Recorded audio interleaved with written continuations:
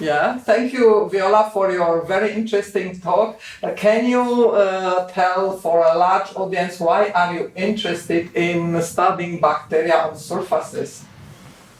I'm from training a bioengineer, really interested in biomaterials and implants, and a lot of implants get infected. So studying bacterial adhesion phenomena was our first step, and then the second step was, since our own immune response is fighting bacterial infections using macrophages, to understand how macrophages interact with bacteria. So the relevance of your research is for society and say medicine to improve how implants say are in the body. How well they heal, because even with the hip implant, 2% of all patients need to have the implant removed, which is extremely painful for patients and very costly. And the problem is certainly bacteria are tiny, and so small that for a long time we could see them under light microscopy, but a lot of the details about how they behave were not visible. And in a similar way, all the ways of how immune cells are fighting bacterial infections was also very difficult to visualize. So on the one side, we know certainly that bacteria exist, we know that our immune cells are fighting bacteria, but this detailed look, how this is happening, has not been revealed, or very little has been revealed. And so this is a field where new technologies, nanotechnologies can have big impact. Improved imaging modalities will make a huge contribution.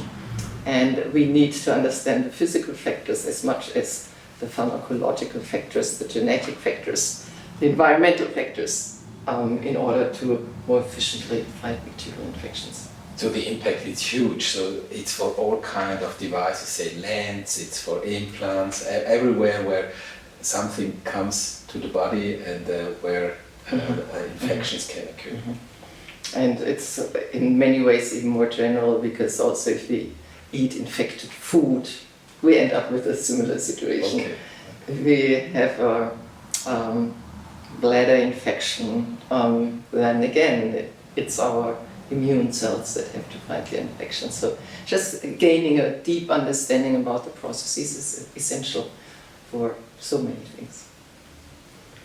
Can you mention a few of the challenges in this domain? Because for a large audience, it's, you go to the doctor, you receive some antibiotics, and you hope that everything will be solved on a short scale of time. Which are the real challenges from the fundamental point of view to go to the nanoscience solution in this situation?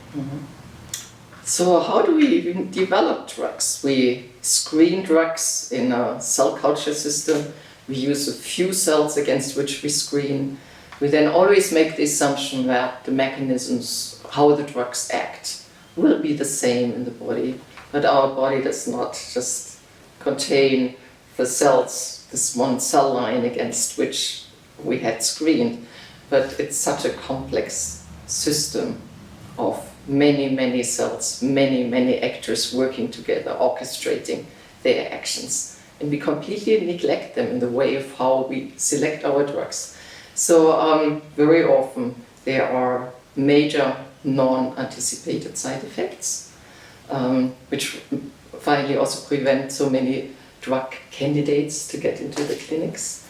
And very often they are acting in unknown, unanticipated ways with our immune cells. And this is where we need many more new assays, and assays that consider the fact that our bodies are rather complex systems and cannot be mimicked by two-dimensional cell culture systems.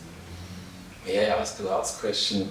Do you are involved in concrete application developments, say for a product that could be commercialized?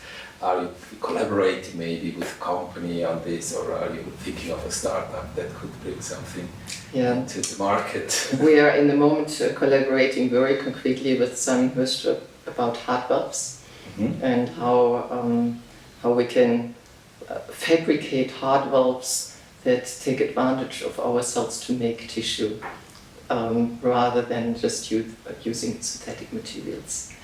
And all the mechanics that are involved in that. We have focused in the past mostly to use new tools to discover new phenomena. I think we discovered many new phenomena now. And we try now one after the other to bring them closer to the clinics. So I have now 3 people with a medical training in my own research lab. I mentioned one project where we try to bring now new peptides into the clinic to measure phenomena that nobody could measure before with other tools. Thank you. Thank you very much, Viola. Thank you. Thank you.